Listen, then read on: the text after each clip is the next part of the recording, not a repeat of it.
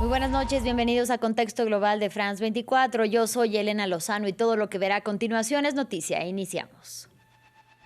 Nuevas consecuencias para el ICE en Minnesota. 700 de sus agentes serán retirados del estado y de la ciudad de Minneapolis tras el masivo rechazo por su actuar en las redadas antimigratorias en las que mataron a 2 ciudadanos estadounidenses. Aún así, unos 2,000 agentes permanecerán desplegados. En Venezuela hay versiones encontradas sobre el destino de Alex Saab. Pese a que medios colombianos y agencias internacionales hablan de la captura del empresario colombiano, la defensa legal del hombre negó la información y dice que permanece seguro y tranquilo en Caracas. Las negociaciones nucleares entre Estados Unidos e Irán tendrán lugar el viernes en Omán. Así lo confirmaron la Casa Blanca y el canciller iraní, quien las presidirá junto al enviado especial de la administración Trump, Steve Witkoff. Ocurrirán bajo las amenazas de una intervención de Washington que desplazó una flotilla militar en el mar Árabe. En deportes comenzó la actividad de los Juegos Olímpicos de Invierno en Milano Cortina. El curling dio inicio a las pruebas a 2 días de la gran inauguración de las justas. Con nuestro compañero Juan Pupiales abordaremos en minutos el desarrollo de este evento. Y en economía hablaremos de la cumbre sobre minerales críticos que se lleva a cabo en Estados Unidos. En minutos, junto a Luis Méndez Urich, conoceremos el acuerdo al que podrían llegar las naciones y los objetivos detrás de este encuentro en Washington, D.C.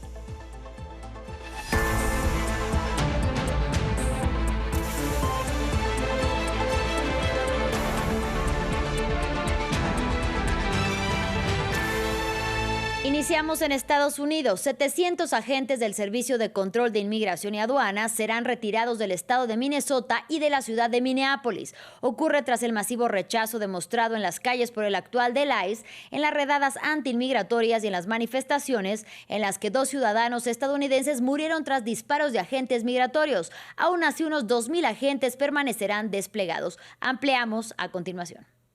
Muchos se quedan y algunos se van. Tom Homan, el llamado zar fronterizo estadounidense, anunció este miércoles en una conferencia de prensa en Minnesota que varios centenares de agentes del ICE abandonarán el estado tras la cooperación de funcionarios locales en la entrega de inmigrantes arrestados. Dado este aumento sin precedentes de la colaboración y como resultado de la necesidad de contar con menos agentes del orden para realizar este trabajo en un entorno más seguro, he anunciado que con efecto inmediato reduciremos en 700 personas a partir de hoy, 700 agentes del orden. No obstante, un contingente de unos 2,000 efectivos permanecerá en Minnesota, un número excesivamente elevado, según los demócratas. Desde el Capitolio, los líderes de la oposición se reunieron en el legislativo para exigir una redistribución presupuestaria y de criterio también respecto a estos funcionarios de seguridad nacional fronteriza. El dinero de los contribuyentes debería utilizarse para hacer la vida más asequible a los estadounidenses comunes, no para brutalizarlos ni para matarlos. El ICE está total y completamente fuera de control. La aplicación de las leyes migratorias debería ser justa, equitativa y humana. Eso no es lo que está sucediendo ahora mismo. Tras semanas de tensión social en las calles minnesotanas, con protestas, represión policial y 2 asesinatos de ciudadanos estadounidenses por parte del ICE, la administración Trump rebaja el tono pero mantiene el objetivo. Si se encuentran en el país sin documentos, no están exentos. Y para ser claros, el presidente Trump tiene la firme intención de lograr deportaciones masivas durante su administración y las medidas de control migratorio continuarán a diario en todo el país. El presidente Trump hizo una promesa y no hemos ordenado lo contrario. El rol del ICE se ha convertido en una de las crisis políticas más espinosas del segundo mandato de Trump. En la mira, la final de la Super Bowl, con la actuación de Bad Bunny, en la que según la NFL no habrá redadas migratorias como anunció el gobierno meses antes. Ahora vamos a Venezuela. Allí hay versiones encontradas sobre el destino del empresario colombiano Alex Saab, quien hasta hace unos años era señalado por Estados Unidos de ser el testaferro de Nicolás Maduro. Medios colombianos y la agencia Reuters señalaron que Saab había sido capturado y, sin embargo, la defensa legal del señalado negó las versiones de prensa. Para ampliar, conectamos con nuestra corresponsal en la capital venezolana, Daniela Zambrano. Daniela, muy buena noche. ¿Qué se sabe hasta ahora del paradero de Alex Saab? Hola, ¿qué tal? Hasta el momento, ningún funcionario del gobierno interino de Delcy Rodríguez ha confirmado o desmentido esta información. Nosotros hemos consultado a fuentes de la Fiscalía que dicen desconocer el caso.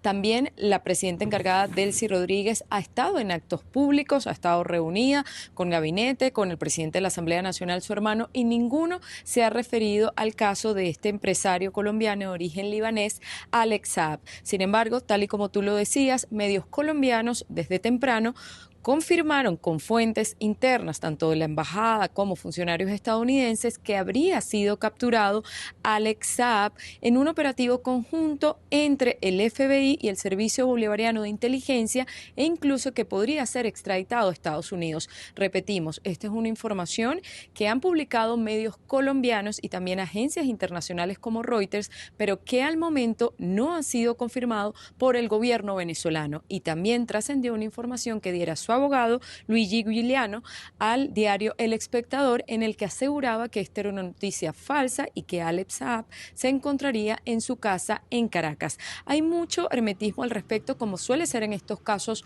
polémicos en los que se detiene a alguien que hasta hace 2 semanas pertenecía al gobierno venezolano y a la administración de Nicolás Maduro. También se decía en estos medios colombianos que junto a Alex Saab habría sido detenido el empresario venezolano Raúl Gorrín, dueño del canal Globovisión, y también con causas abiertas en Estados Unidos. Sin embargo, es el mismo caso de Alex Saab. Ningún funcionario de la administración de Delcy Rodríguez ha confirmado esta información. Precisamente a la espera de la confirmación o también de la negación de lo que se reporta en medios internacionales y colombianos, cuéntanos por favor, Daniela, para entender el peso de confirmarse que podría tener esta noticia, por favor, ¿quién es Alex Saab?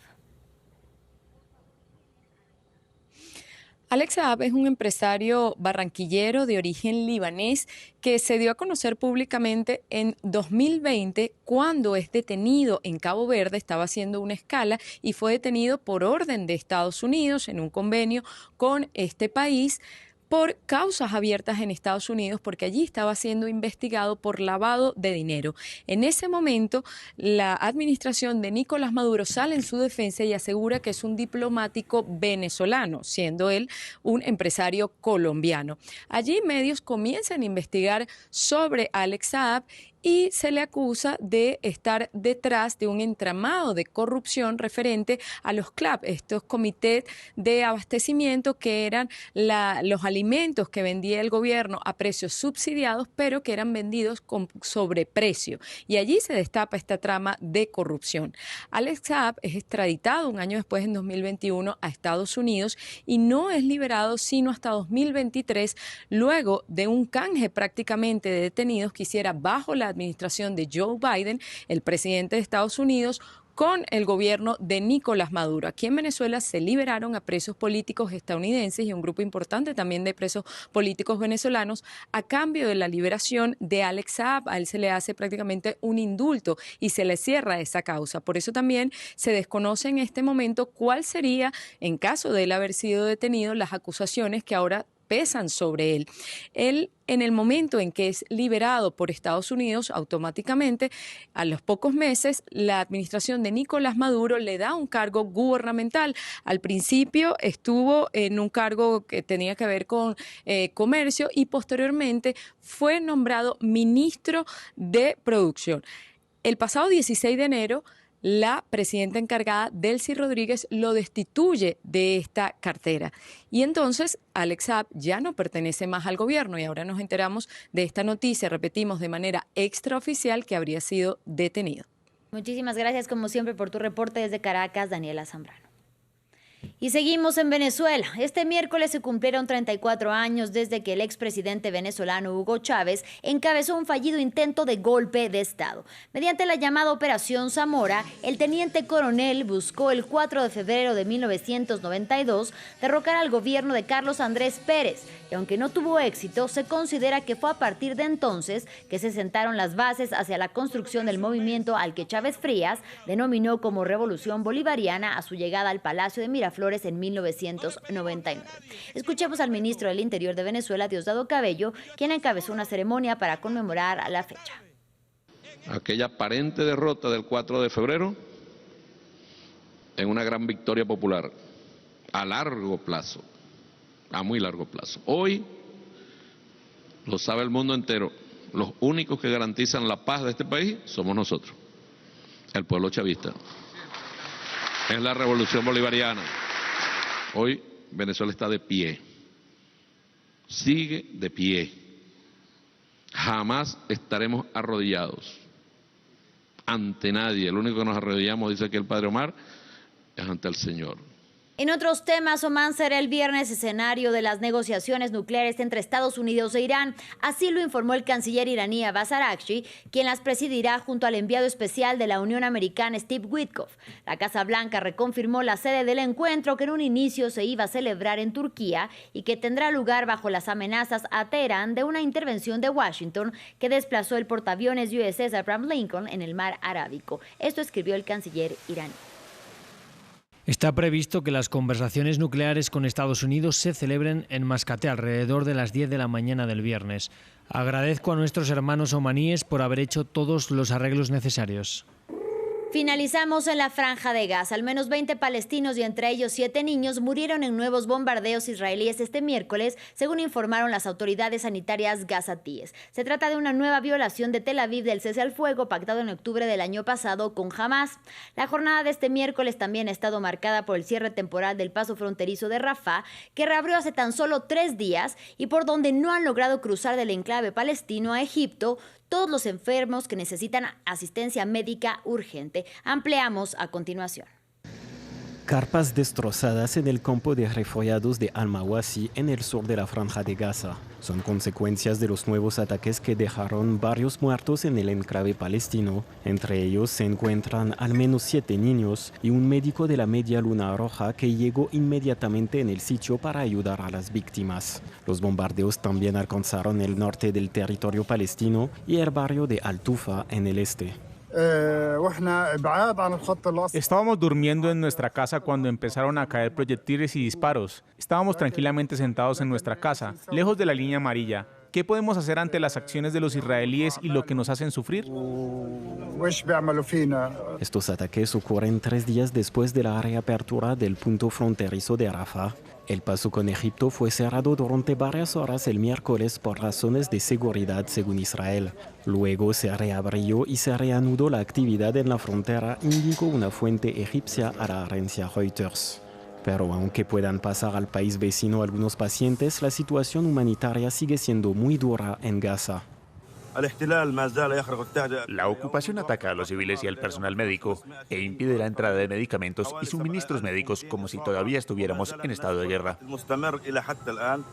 La reapertura del paso fronterizo de Rafah constituye una etapa crucial del cese al fuego acordado en octubre pasado entre Israel y Hamas. Un cese al fuego constantemente violado. Más de 560 gazatíes murieron bajo fuego israelí desde que entró en vigor, según las autoridades del enclave.